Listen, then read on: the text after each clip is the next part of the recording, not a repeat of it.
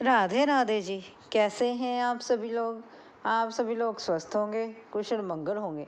आप सभी के स्वास्थ्य और कुशल मंगल की कामना मैं ईश्वर से करती हूँ कि आप सभी लोग स्वस्थ रहें और कुशल मंगल रहें। एक बार एक शिकारी जंगल में शिकार करने के लिए, जब वह शिकार करने के लिए गया तो वह उसे कोई भी शिकार नहीं मिला। उसे वहाँ पर कोई भी शिकार ना मिलने के कारण वह घूमता घूमता जंगल में थक गया।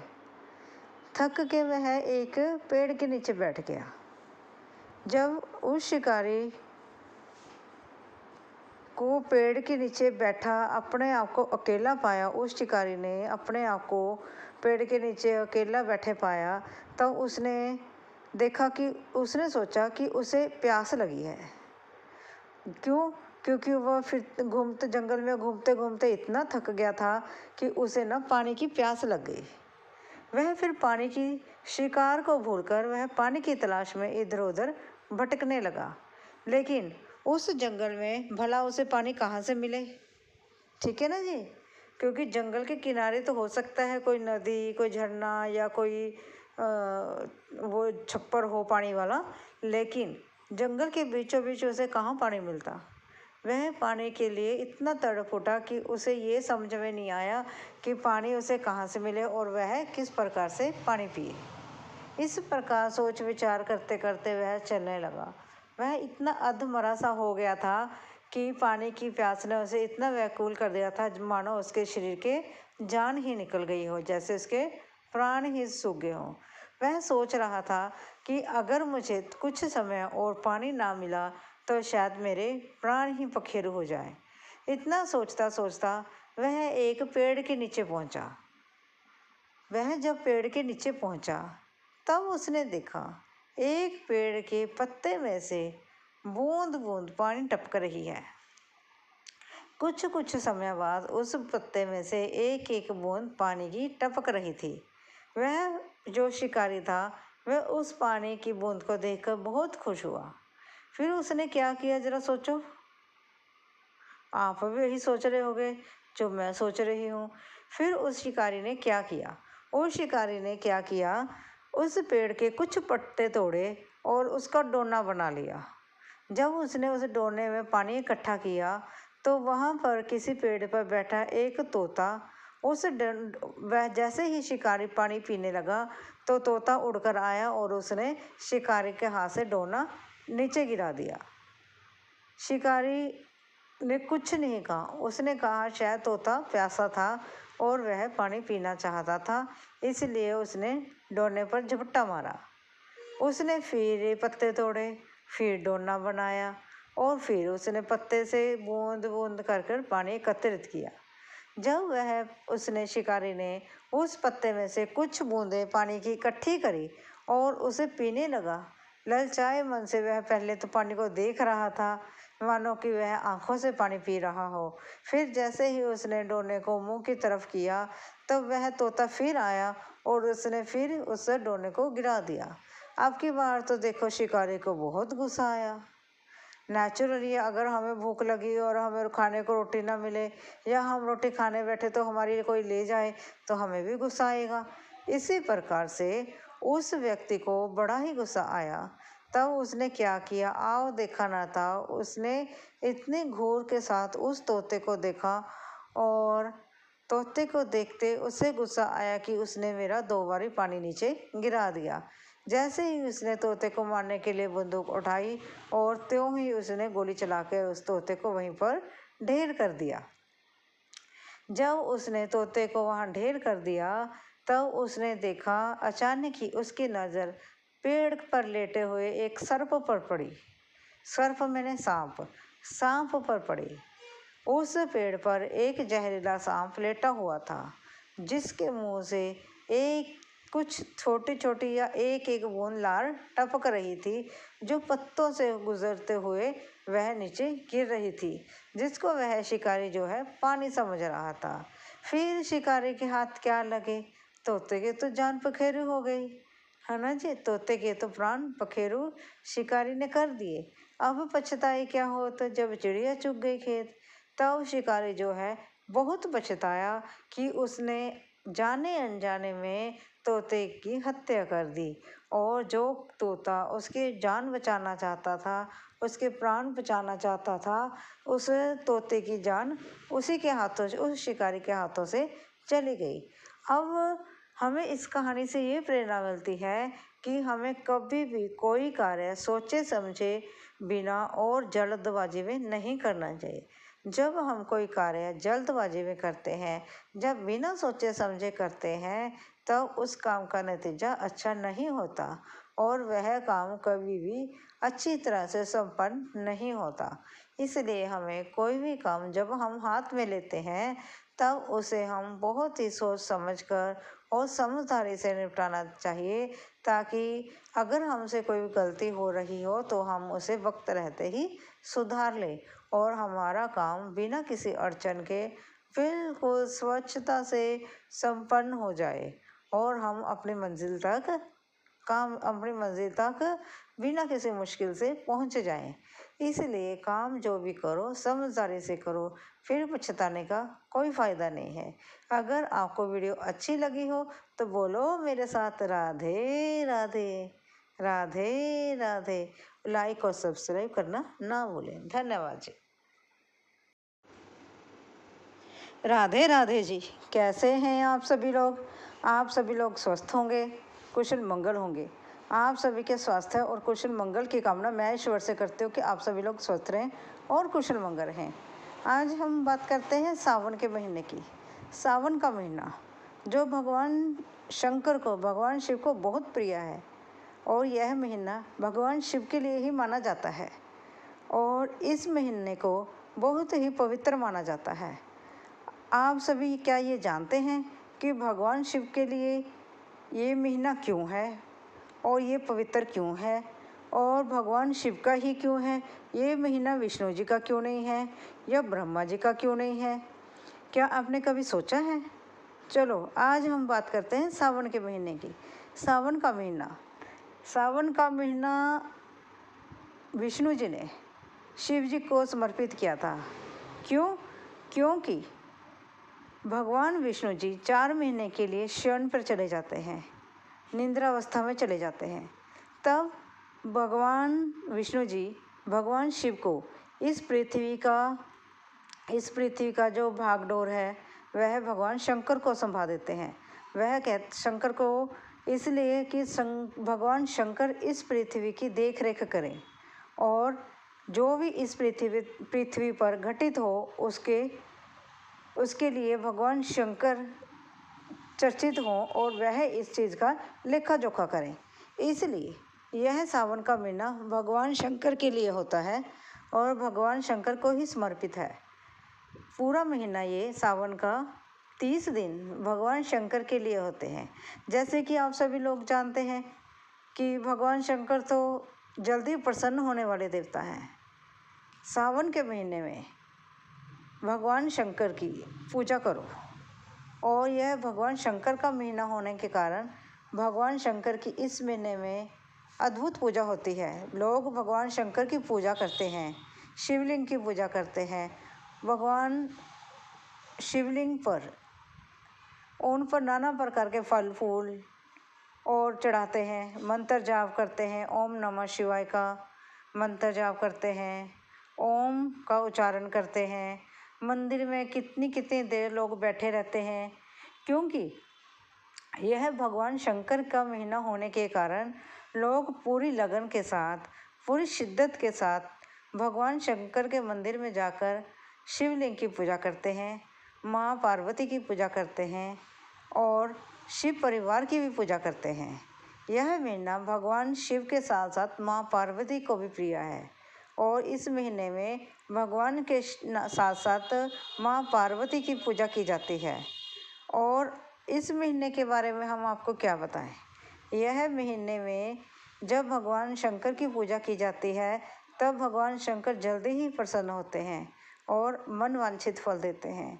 और सावन के महीने में लड़कियां सोमवार का व्रत करती हैं। कहते हैं 16 सोमवार का व्रत करने से सुंदर पति मिलता है, मन चाहा वर मिलता है।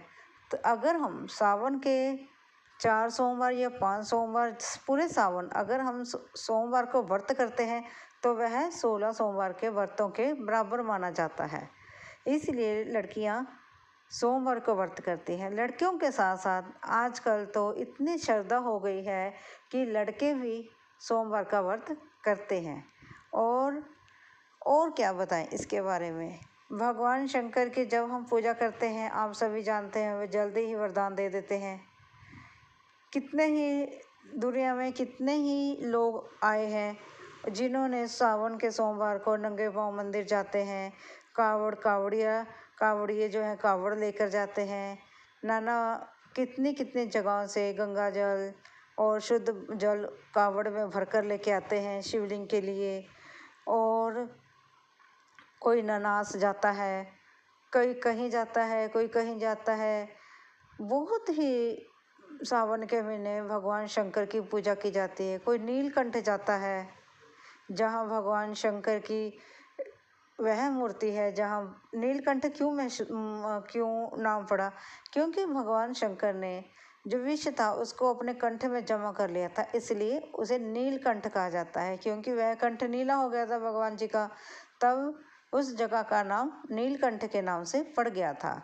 सावन का महीना जो है वह अद्भुत शक्तियों से भरा होता है। इस सावन के महीने में भगवान शंकर जी पृथ्वी पर विचरण करते हैं और अपने भक्तों को उनकी श्रद्धा के मुताबिक, उनकी इच्छा के मुताबिक उन्हें वर देते हैं। आप सभी जानते हैं कि वैसे तो हर कोई जानता है कि कभी भी भगवान अपने बच्चों को कष्ट नहीं देते हैं।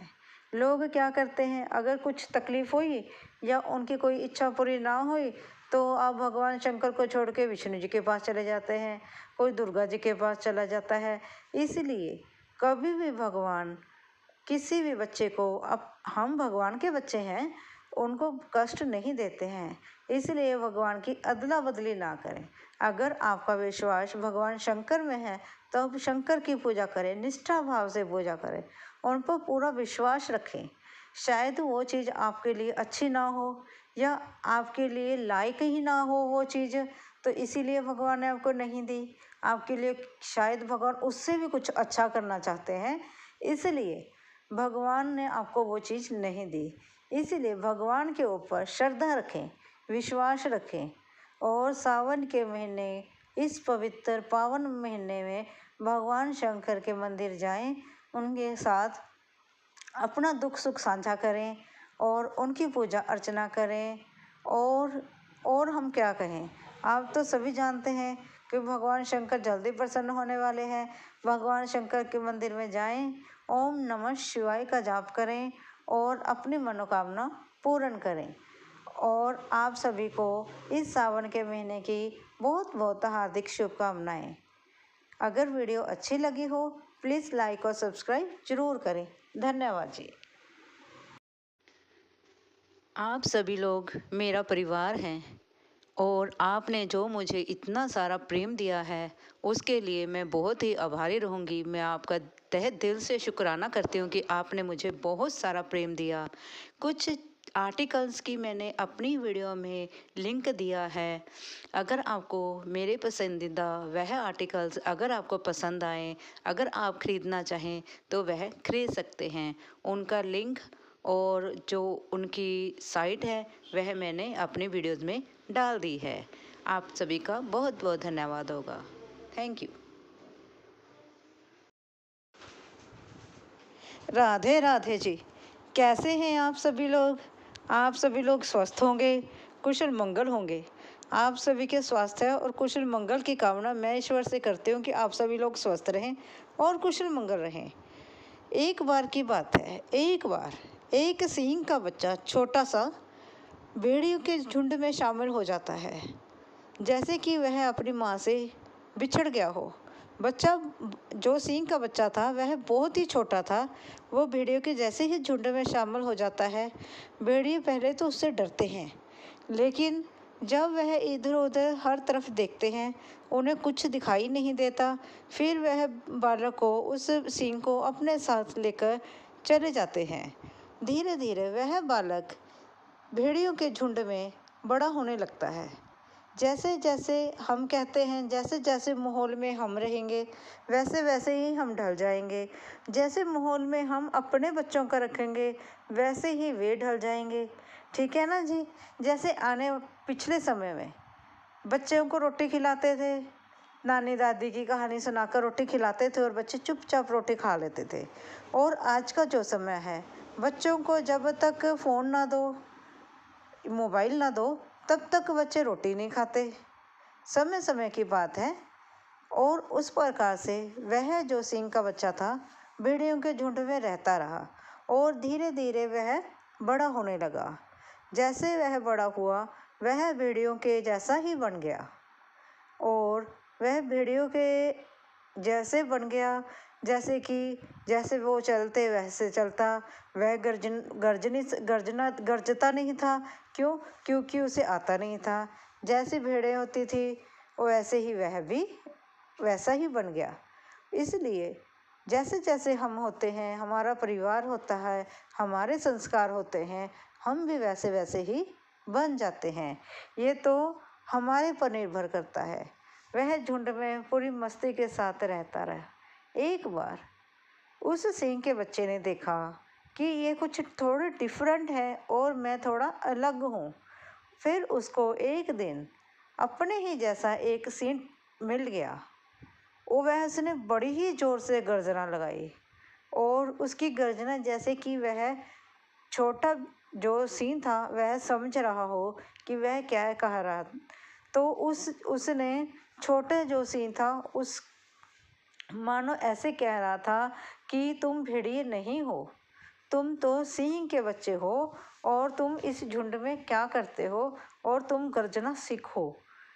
जब उस छोटे से सिंह ने एक जोर से गर्ज लाई तो वह सारा कुछ ही दहल गया और वह इतना आश्चर्यचकित हुआ दहाड़ने से कि मानो उसे ऐसे लगा मैं तो जिंदगी जी ही नहीं रहा था। इसी प्रकार से हमारा जीवन है।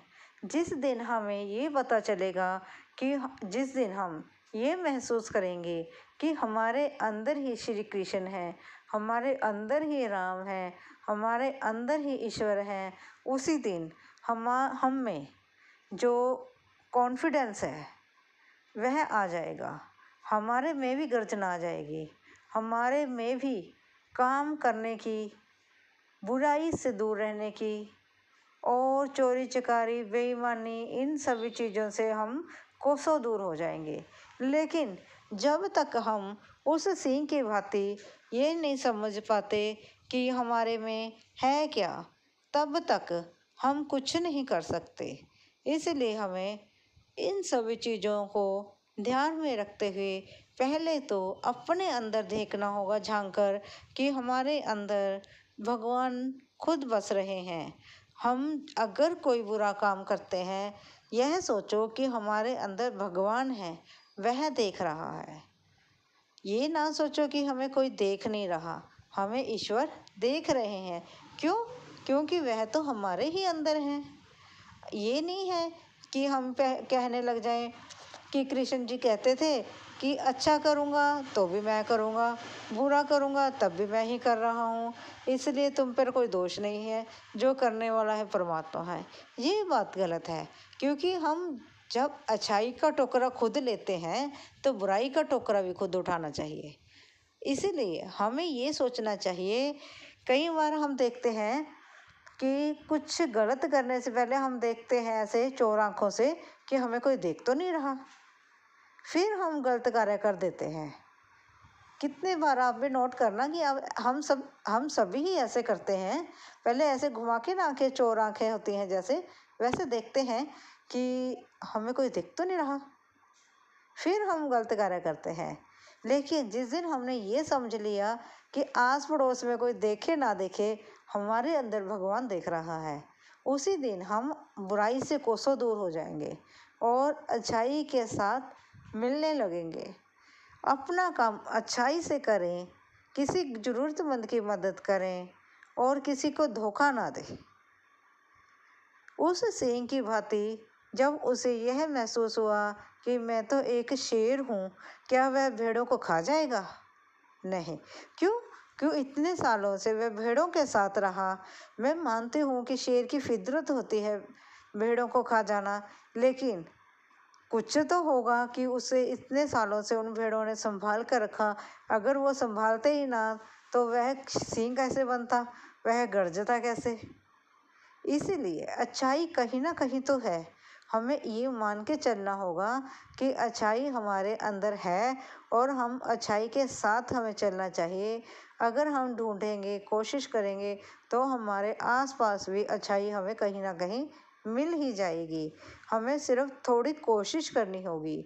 अगर आपको यह मेरी एक छोटी सी वीडियो, एक छोटी सी कहानी अच्छी लगी हो, प्लीज़ लाइक और सब्सक्राइब ज़रूर करें।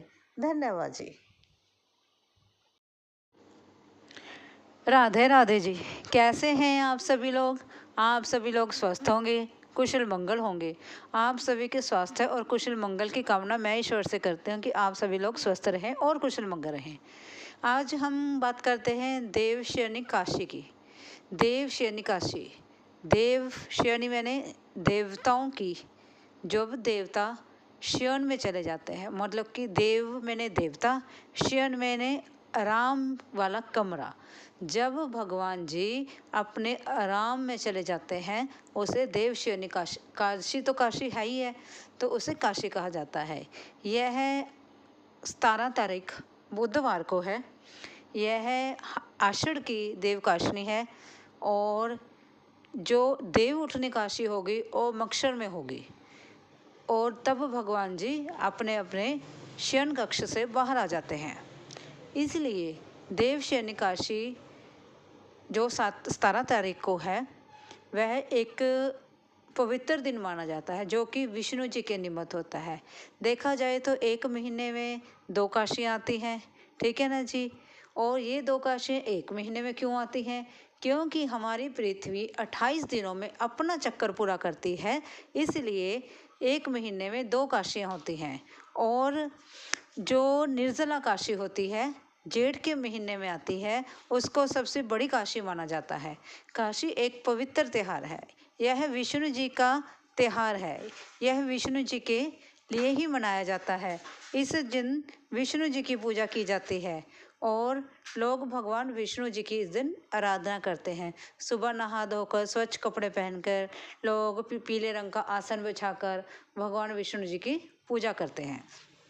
और जो ये काशी है, इस दिन चावल नहीं खाए जाते हैं, क्योंकि इस दिन विष्णु जी ने काशी को श्रापित किया था कि काशी वाले दिन कहीं भी चावलों का मतलब चावलों का प्रसाद नहीं लगेगा या चावल नहीं खाए जाएंगे। सिर्फ जगन्नाथपुरी में ही काशी वाले दिन चावलों का प्रसाद लगता है, क्योंकि वहाँ भगवान जगन्नाथ जी ने स्वयं काशी वाले दिन चावलों को ग्रहण किया था। और उनके भक्ति भाव को देखकर भगवान जो विष्णु जी हैं वह भाव भी वो उठे थे और उन्होंने जगन्नाथपुरी में काशी वाले दिन चावलों का प्रसाद लगाने की अनुमति दी थी। और बाकी संसार में कहीं भी चावल नहीं बनाए जाते हैं। काशी वाले दिन चावल ना खाकर जो उसके अगला दिन होता है द्वादशी का दिन, उस दिन चावलों का खाना अच्छा माना जाता है। कहते हैं कि जो लोग व्रत रखते हैं काशी का और वह लोग द्वादशी वाले दिन अगर चावल खाते हैं वह अति शुभ होता है। इसलिए हमें कोशिश करना चाहिए जो पुरानी परंपराएं हैं उनको हम साथ लेकर चलें। लेकिन भगवान तो वैसे भी भाव के भूखे होते हैं। मैं ये नहीं कहते कि आप अंधविश्वास में विश्वास करो, लेकिन फिर भी हमारी जो पुरानी परंपराएं हैं, जो पुराने रीति रिवाज हैं, वह किसी कारण से तो बने हैं ना। इसलिए हमें भी उनको फॉलो करते हुए काशी वाले दिन चावल नहीं खाने चाहिए। इस चीज़ का आप ध्यान रखें कि काशी वाले दिन आप चावल ना खाएं और कोशिश करें कि उस दिन आप भगवान विष्णु की पूजा करें। और यह दिन वैसे भी भगवान विष्णु के निमित्त ही बनाया जाता है।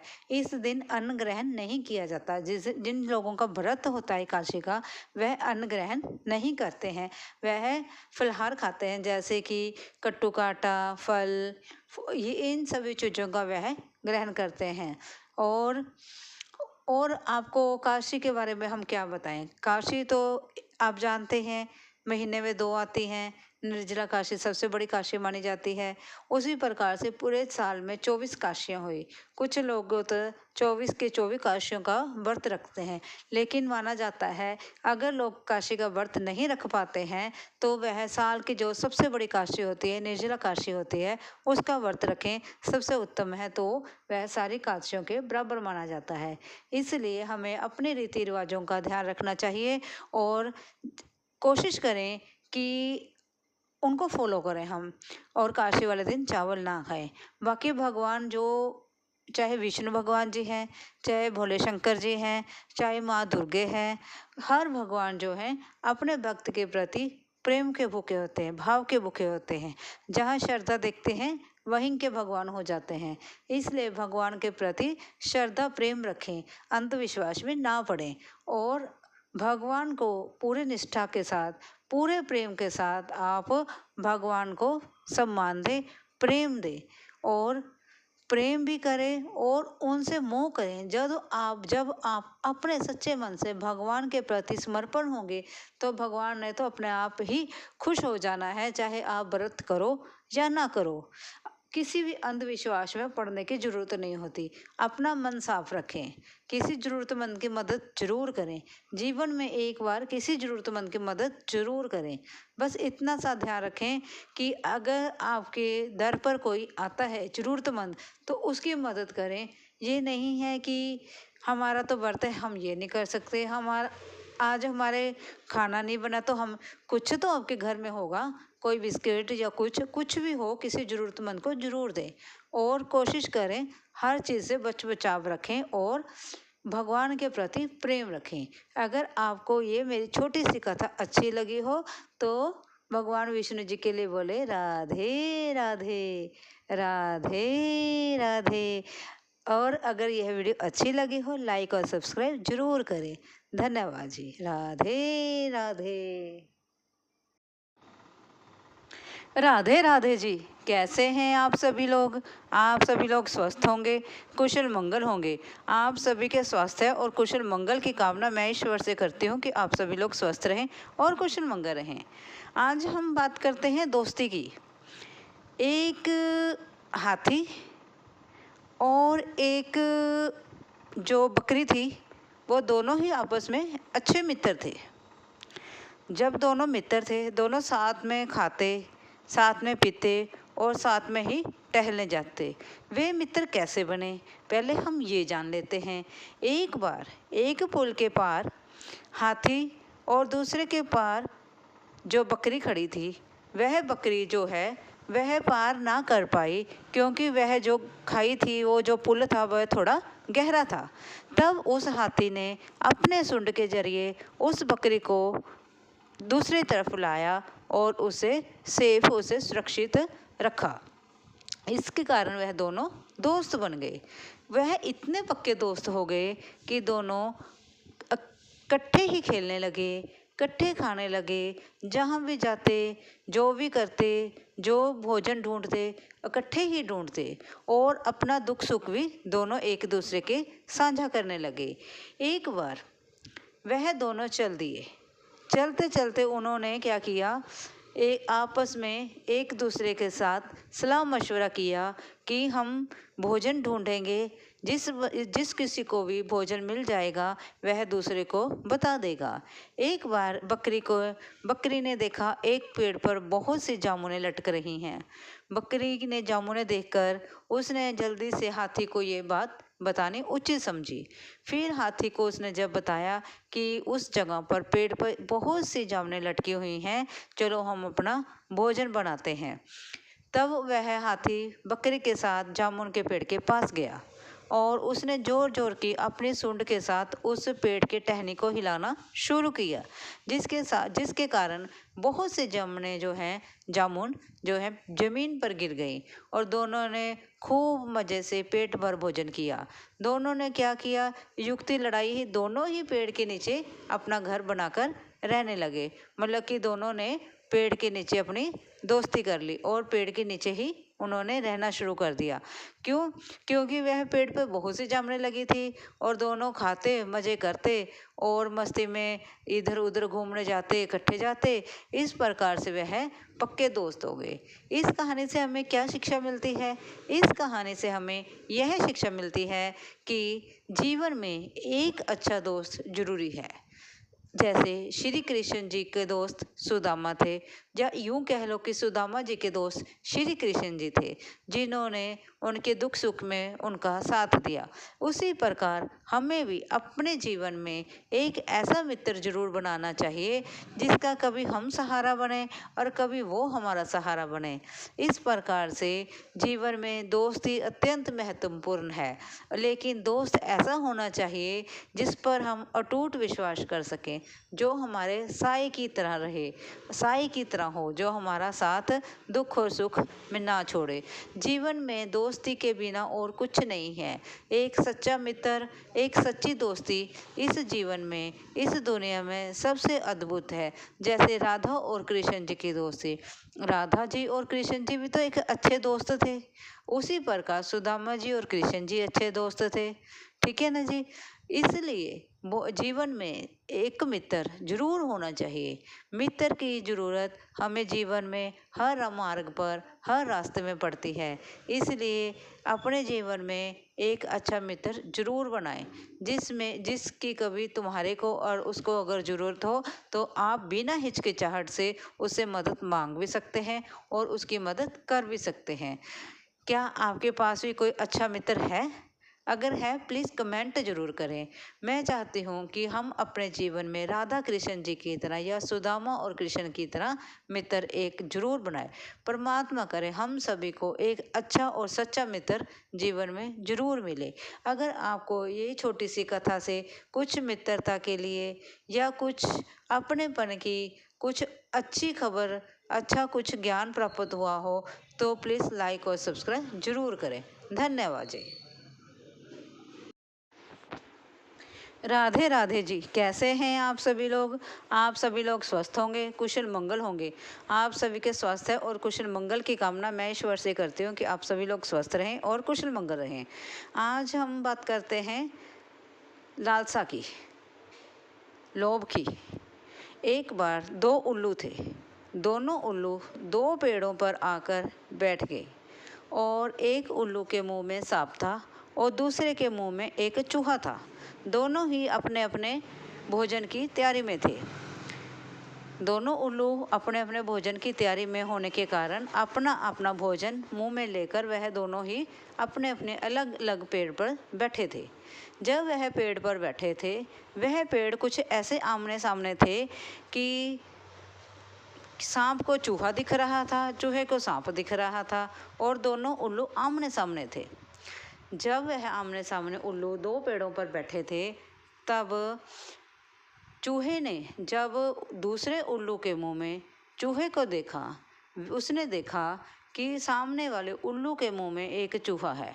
तब सांप ने देखा कि वह चूहा मेरा शिकार बनेगा, अब उस चूहे को मैं खा जाऊंगा, वह मेरा भोजन बनेगा। वह ये भूल गया कि मैं तो खुद मृत्यु के मुंह में हूँ।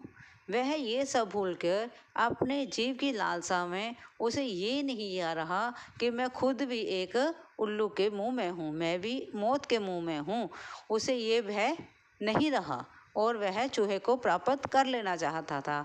और दूसरी तरफ जो चूहा था वह डर रहा था कि मैं तो देखो यहाँ उल्लू के मुंह में हूँ, यहाँ भी मैं तो मौत के साए में हूँ और सामने तो मेरे सांप है, वहाँ भी मैं मौत के साए में हूँ। तो सांप तो मुझे अब छोड़ेगा नहीं, वे तो मुझे जरूर निगल ही लेगा। इस प्रकार से वह डर रहा था और डर कर उसने अपनी आंखें बंद कर ली थी। और फिर जैसे उसने अपनी आंखें बंद करी तो ऐसा नहीं है कि हम किसी परिस्थिति में जब अपनी आंखें बंद कर लेते हैं या डर के अंदर दुबक जाते हैं, वह परिस्थिति टल नहीं जाती। उस परिस्थिति का हमें डट कर सामना करना होगा और हमें उस परिस्थिति का सामना करते हुए उस परिस्थिति से निकलने के लिए कोई ना कोई मार्ग ढूंढना होगा। इसी प्रकार से हम मनुष्यों का जीवन है। जैसे हम कहीं भी किसी भी प्रकार से हम हैं तो मौत के ही मुंह में, हम अपने अपने उसमें चले जा रहे हैं। हम आगे भी खाई, पीछे भी खाई, जहाँ भी जाएंगे है तो मौत ही साए में जी रहे हैं। खाना खाते हैं वह भी जहरीला, पानी पीते हैं वह भी जहरीला, और सड़क पर चलते हैं वहाँ भी ट्रैफिक है। तो हमें कुछ नहीं पता कि हम घर से एक बार निकल रहे हैं तो दोबारा घर पर आना है या नहीं आना है। इसलिए संयम से रहें, प्रेम से रहें, परिवार में प्रेम से रहो, बच्चों से प्रेम करो, घर में लड़ाई झगड़ा ना करो, क्योंकि हमें नहीं पता कि हम किस समय हम मौत के आहोश में आ जाएं, और हमें नहीं पता हमारे साथ किस पल क्या हो जाए। इसलिए हमारी स्थिति भी उसी प्रकार से है जैसे चूहे की और सांप की थी। देखा जाए सांप भी को भी यह नहीं था, वह चूहे को तो देख के खुश हो रहा है कि वह मेरा भोजन बनेगा, लेकिन उसे ये नहीं पता कि मैं भी उल्लू के ही मुंह में हूँ। पर क्या पता चूहे को खाने से पहले उल्लू मुझे निगल जाए, वो ये भूल गया। उसने उसी प्रकार हम हैं, हम दूसरे के नुकसान पहुंचाने में 1 मिनट की देरी नहीं लगते, और ये भूल जाते हैं कि अगर हम उस इंसान को नुकसान पहुंचाएंगे, ना जाने हमारे साथ क्या हो जाए, ये हम भूल जाते हैं। इसी प्रकार से हमें किसी दूसरे इंसान के लिए बुरा मत सोचो, बुरा मत सोचो, बुरा मत करो। जब हम किसी के लिए बुरा नहीं सोचेंगे, किसी के लिए बुरा करेंगे नहीं, तो भगवान के घर में तो हमारे लिए पाप नहीं होगा और हम पापों से मुक्त हो जाएंगे। इस प्रकार से हमें ईश्वर की प्राप्ति हो सकती है, और हमें ईश्वर की अगर प्राप्ति चाहिए तो हमें अच्छे कर्म करने होंगे, अपने जीवन में अच्छे कार्य करने होंगे। कोशिश करें जीवन में किसी ज़रूरतमंद की मदद ज़रूर करें। ये नहीं है कि मैं ये नहीं कहती आप जगराते में कहीं गए हैं या मंदिर में कहीं जगराता है कि आप वहाँ पर्ची ना कटाएं। आपकी श्रद्धा है आप कटाओ, आपका दिल करता है जो मर्जी दान दो, लेकिन किसी ज़रूरतमंद की घर में अगर आपके 1 रुपये से 10 रुपये से किसी ज़रूरतमंद के घर में अगर चूल्हा जल जाता है, उसके बच्चों को एक समय का खाना अगर मिल जाता है, उससे अच्छा पुण्य का काम क्या होगा? बताइए ज़रा, सोचो जरा आप, उससे अच्छा पुण्य काम हो सकता है? तुम्हारे द्वारा, हमारे द्वारा दी हुई किताबों से पढ़कर अगर कोई बच्चा कल को डॉक्टर, कोई वकील या इंजीनियर या अध्यापक बन जाता है, उससे अच्छा क्या होगा? इसलिए कुछ ऐसे कार्य करें जिसके लिए किसी ज़रूरतमंद के लिए हमेशा के लिए ही उसकी रोटी का जुगाड़ बन जाए। उनकी अगर हमें दिखता है, अगर हमें लगता है कोई बच्चा पढ़ने में अच्छा है लेकिन उसके पास गुंजाइश नहीं है, तो उसकी मदद ज़रूर करें। कुछ ना कुछ मदद हम कर सकते हैं, खुद नहीं कर सकते तो किसी संस्था के द्वारा करा सकते हैं। आजकल तो बहुत सी ऐसी संस्थाएं हैं जो दूसरों को साथ लेकर चलती हैं। इसलिए किसी न किसी की मदद अपने जीवन में ज़रूर करें, और साथ में बोले राधे राधे। अगर आपको वीडियो अच्छी लगी हो, लाइक और सब्सक्राइब जरूर करें। धन्यवाद।